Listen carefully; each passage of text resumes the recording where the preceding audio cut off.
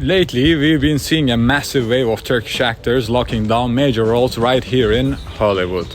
And outside of LA, Turkish dramas are absolutely dominating screens all across the Americas.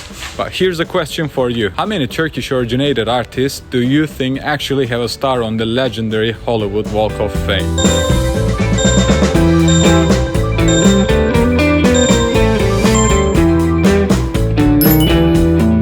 If you guessed zero, you're actually wrong. There's exactly one Turkish American with a star out here, and it's Dr. Mehmet Öz, who secured his spot under the television category back in 2022. But when it comes to our major silver screen actors, the count is still sitting at zero. With Turkish shows taking over the globe, it's only a matter of time before our actors start taking over these sidewalks too.